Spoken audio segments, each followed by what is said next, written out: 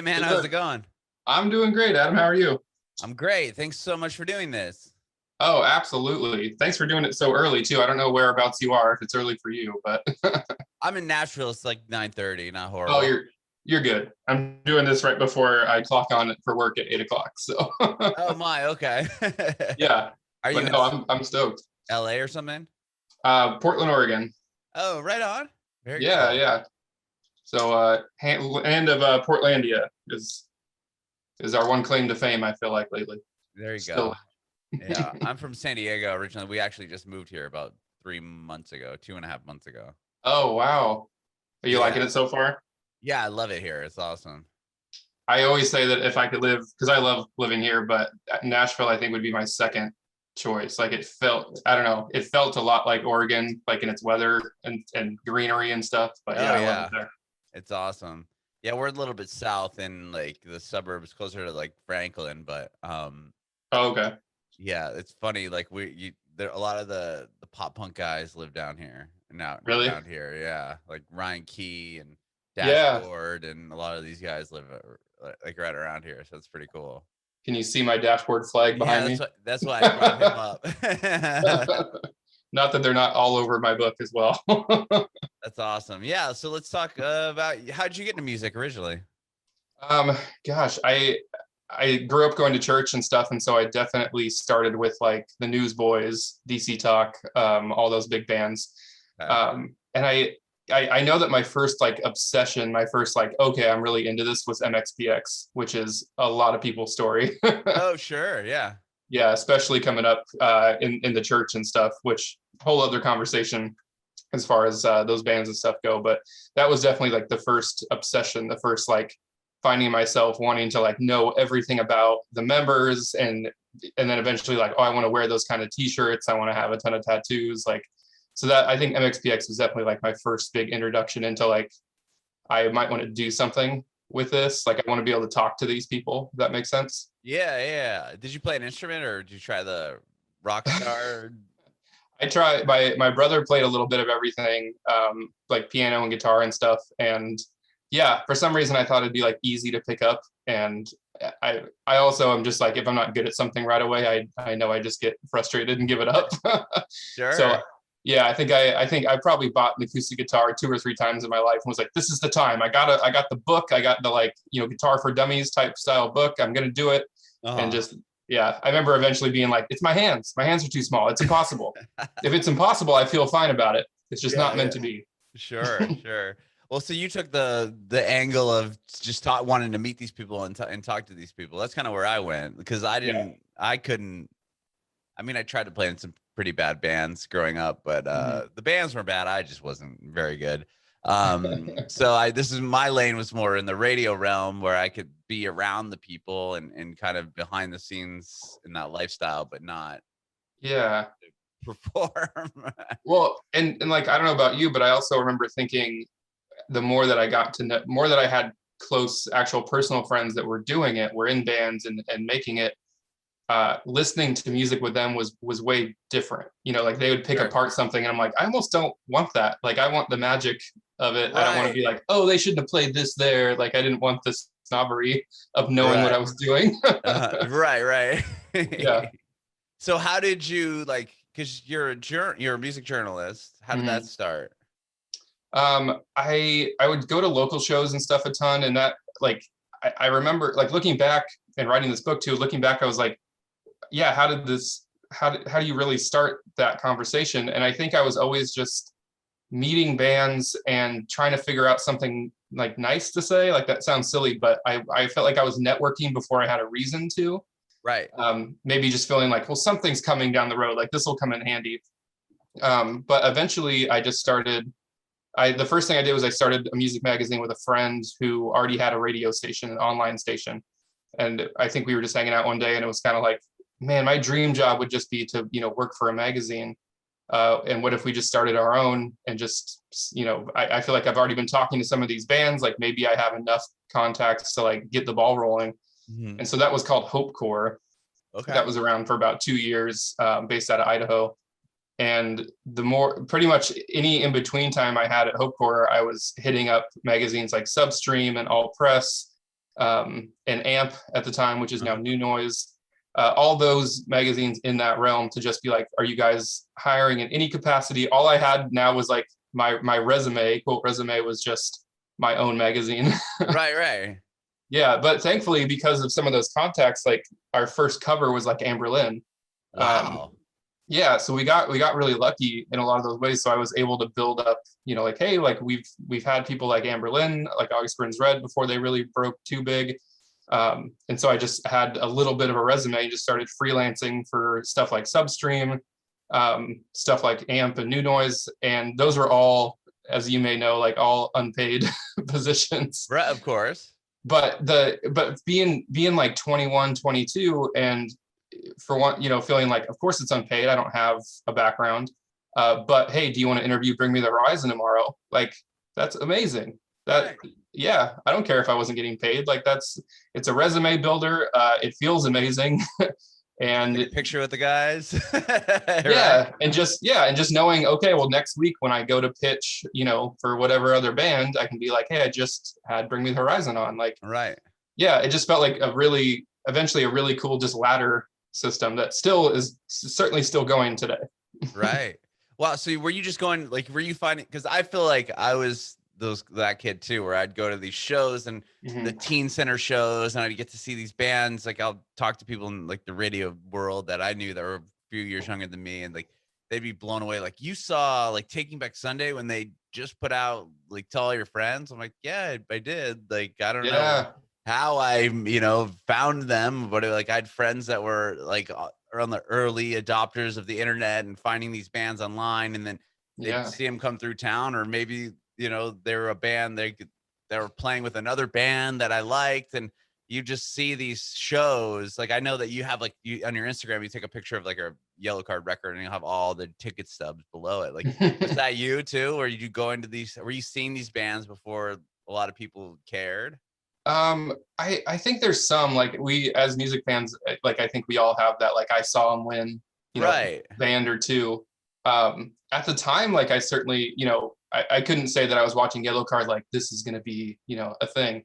Right. Not in the sense that, like, you say like that there would be any progress there, but it would be like, it was weird for me to see them. And then, like, the next time they came back, and then I'm like, why are they playing this big, like, what is that? And like, you'd kind of see them as they return, get bigger and bigger and bigger, which was cool. But then, like, me as a, I was kind of frustrated because I'm like, now all these people are taking what was mine, and they're liking it now. And like, it was kind of like I don't know, not jealousy. I don't even know the word to use. But I totally get it. A friend showed me Dashboard when I was 15, and it was right when Places had come out. Okay. And that record still, I just hold up so high. It's just like a complete, I've told Chris Grabba this. I was like, dude, all I listened to was like Korn and Linkin Park and Disturbed, and this girl gave me this album, and I remember taking it home and thinking, like, I think this girl's awesome. I'm no matter what, I'm going to tell her it's great because she seems into it, and then just like having it blow my mind. So I didn't see him for years, but he's like the perfect example of every fan has a story of, like, I saw him in a basement, I saw him in a VFW hall. Right. He knew everyone's name because there was only 20 kids at the show. And seeing that, like, kind of I don't know, like, anger is such a strong word, but that frustration later when he got really big.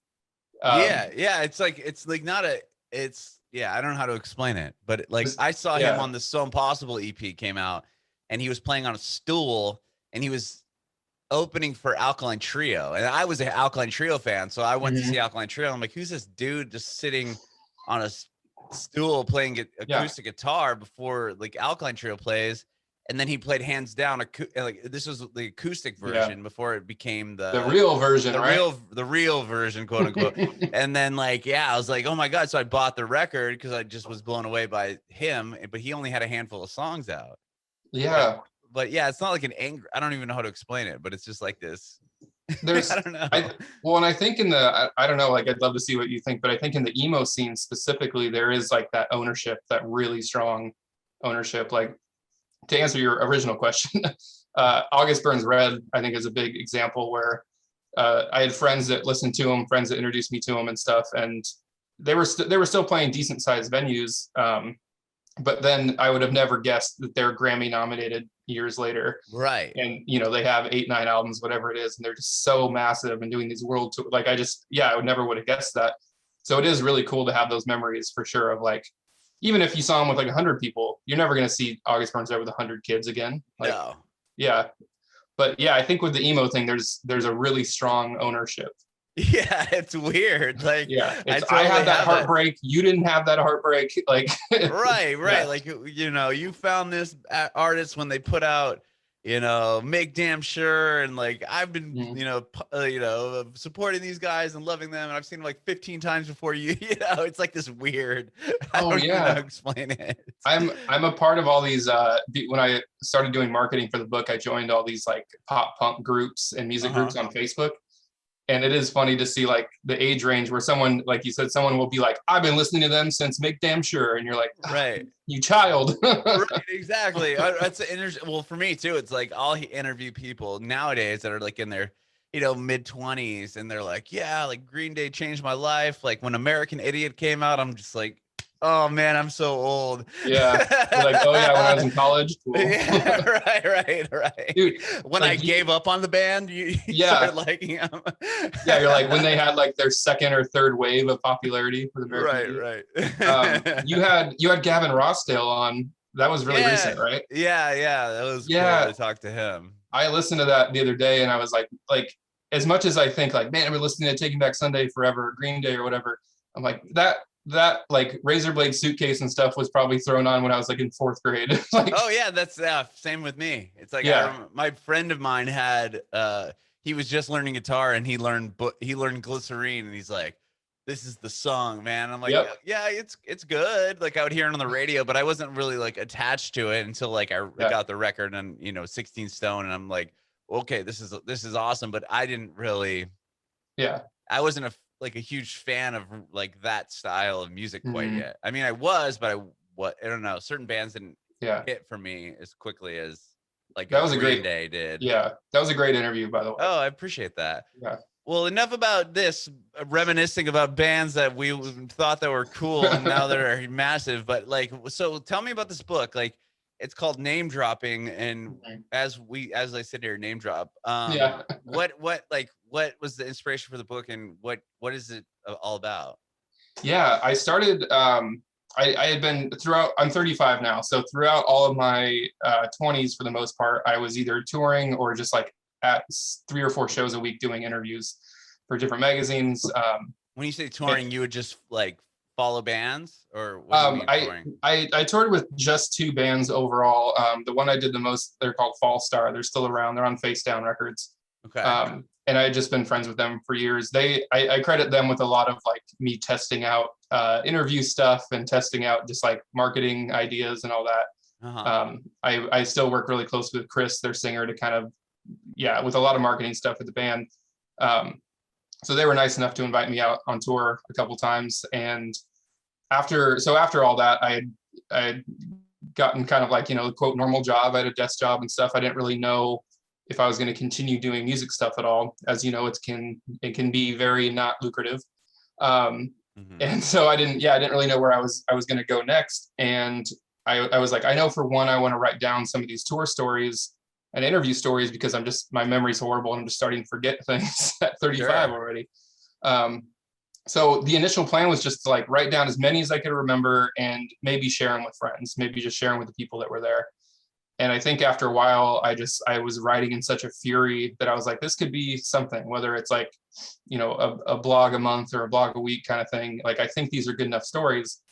And eventually I just had so much that I was like, I had already put out a nonfiction book just on my own, just to kind of like let's see if I can do this thing. Yeah, I did see that on Amazon, Echo Boom.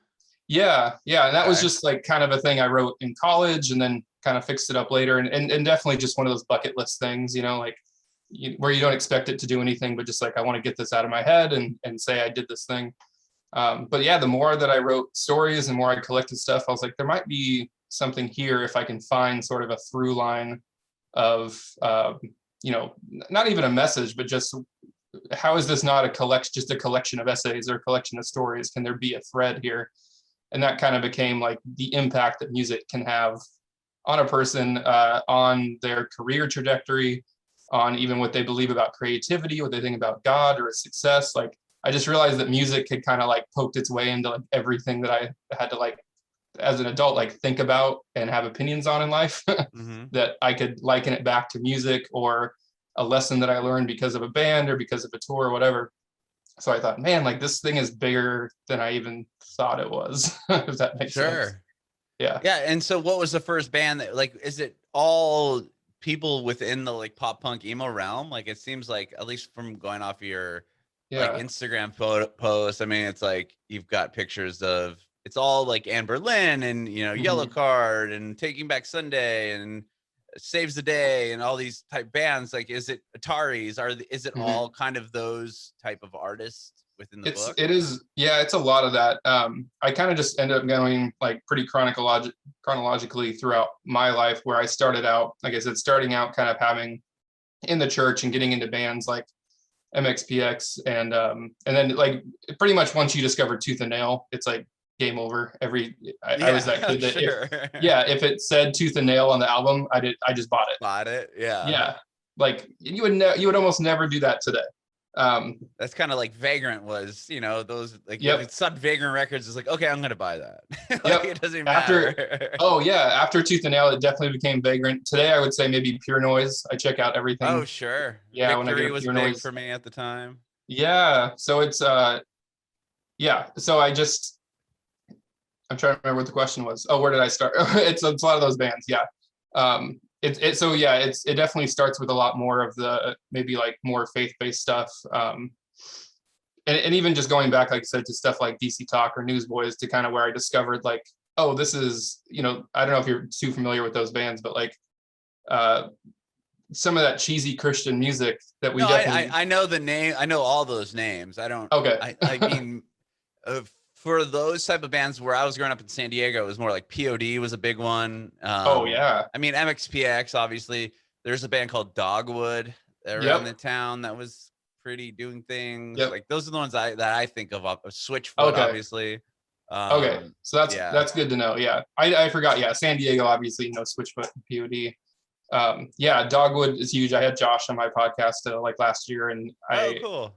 Yeah, and it was such a funny, like, because Dogwood, you know, they do reunion shows and stuff, but I had such a like retroactive fanboy moment of like, I was so into your, like, let's just pretend I'm 13 and have this conversation. Right, exactly.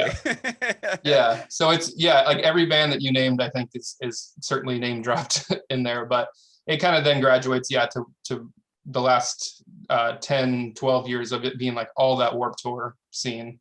I became managing editor at Substream magazine, which is very Warped Tour centric. Oh yeah, I know the name of that. Yeah. So I was there for a couple of years and freelance for them before that, and so it became very, very. It sounds weird to say, but when people are like, "Oh, what bands is it about?"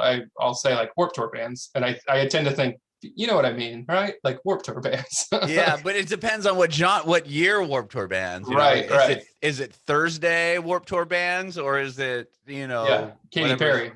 Right. Yeah. I saw Eminem at Warped Tour, to be honest. I wasn't going to Warped. I remember when that happened, but I wasn't going, like I wasn't consistently going at that time. It's so weird to think of seeing Eminem at Warped Tour. Yeah, I saw MGK, but Blink was at Warped Tour that year, and it was like right before Blink was the first band I ever saw live, and they're, you know, San Diego. I got my Blink poster here, but they played Warped Tour, and it was like right when I think the tour maybe started when Enema of the State came out, so it just became like they just crazy. Yeah, it was crazy to see how many people were there just to see Blink. Oh, I bet. Yeah, it's I think being a part of some of these Facebook groups and stuff now and having these kind of like old conversations about who was the best this or that has made me again like extra thankful for growing up during this time. It's so easy now, and like you reach your 30s and you see why your parents, you know, like the joke of like kids music today, because I'm totally there now. Oh man, I know. Tell me about it. Yeah. I'm like, no, like I was so lucky to grow up at the time that I did, because ours was the best and you're never gonna beat that, and which is very silly. But yeah, I think all of those bands for sure. And I'm regaining a thankfulness and a gratefulness for not only that era, but I think for what those bands, certainly taught me creatively. And name dropping just became, as I wrote more of it, I was like, I'm going to get ahead of anyone that says, man, this book is just full of name drops. There you go. And just go with the joke of it all. So is it just stories of encounters with these people? Like, I mean, what can you name 5 bands that are in the book? Yeah. There's whole chapters or whole sections where like Amberlin has their own chapter pretty much. August Burns Red, MXPX Saves the Day, Dashboard. Those would be like the major ones. Thursday as well. But like, yeah, so Saves the Day, for example, is like mm-hmm. the chapter about Saves the Day, like seeing Saves the Day for the first time, like meeting Chris Connolly, like what is it? Yeah, entail? a little bit of everything. It's like Saves the Day, for example, would be like the discovery of them. It was that same girl that gave me the Dashboard CD that gave me Stay What You Are. Okay. So I certainly want to explain some of the nostalgia of like, for one, like, remember when that was a thing? Remember when a friend burned you a CD and it changed your life? Sure. So I want to touch on that stuff, but then having a lot of it, I feel like is full circle, where it's just me being 15, receiving this album and having it change everything. And then fast forward to sitting in a hotel room with Chris and being able to like, I did a podcast series with him where we just broke down each Saves the Day album. Really? That's amazing. Yeah, so I think I'm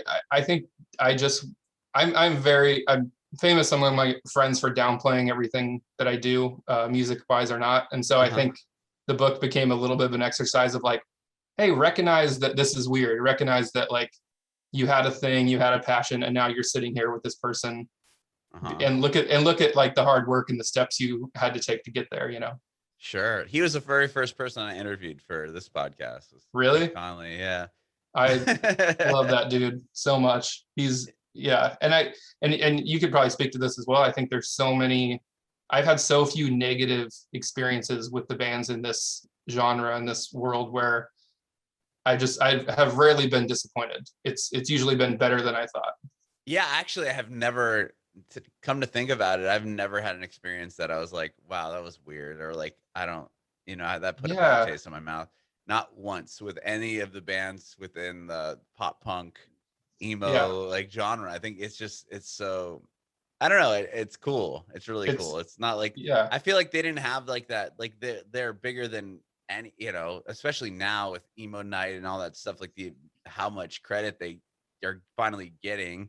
But I feel like they weren't the arena bands. So I don't think they ever got that, like, they weren't like the Motley Crue where, at one moment they get signed to a major label and now they're playing, the Staples Center or whatever. It was never that. It was like the grind was so long. And I don't feel like a lot of these, like a Saves the Day is a great example of a band that should be way bigger than they ever really were, as far as a fan base goes. Like, well, I mean, and I have to think that band, like, even though like Dashboard's huge, but Dashboard or Saves the Day, I think they know that their fan base might be smaller, but their fan base is insanely loyal. Sure. Yeah. The small number they do have is they're incredibly into it. Yeah. I mean, it's not like they have a small number of fans, but it's not like they would go out and have one record out and then now they're playing, the biggest amphitheater in whatever, Nashville. It's like, they have this smaller group of super loyal people. Yeah. Well, I know that this was years ago now. I don't know if this is still happening, but Chris Conley told me that Joe, is it Troman? Did I say his name from Fall Out Boy? The one that's not as famous as the other two from Fall Out Boy was working on a documentary about Saves the Day, basically talking to other bands and stuff in that scene to basically be like, this band influenced everybody that how come not as many people know them? And I was like, please. I hope that's interesting. I think it's still happening. It's probably, I'm sure, super delayed now, but Chris told me that, and I was like, because that's true. Every band you can think of would say, "Oh, Saves the Day." Yeah, because they were writing. They started with those really dark lyrics with the like very poppy. Yep, that was the first band I ever heard like that, where I was like, "Oh, this is so catchy," and then I'd read the lyrics and I'm like, "Oh, he murdered someone." Right. He's murdering a girl in his basement. Yeah, exactly. I love this. Yeah, it's so funny. Well, that's cool. So it's got different parts of the book, different interviews, or like they're about your experiences with these people. Yeah, I didn't have as many.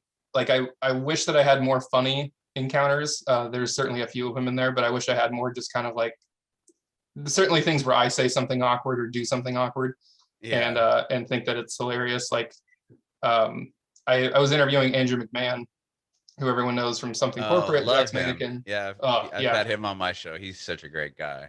He's always so nice. I did an interview with him. It was the tour he did with Panic and Weezer, this huge tour.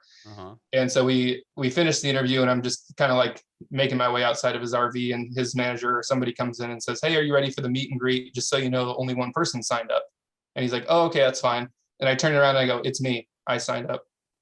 Oh, and really? Yeah. And it wasn't like I was just lying, but for like a good, like 3-4 seconds of just him like, "Oh, like, really?" And I was like, "I'm just kidding."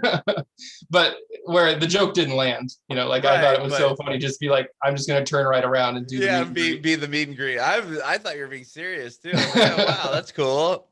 And then I just spent an hour with him and then paid to meet him right after that. I thought that idea would be so funny. But he was just like, oh, okay. Like, still really nice about it. Yeah, sure.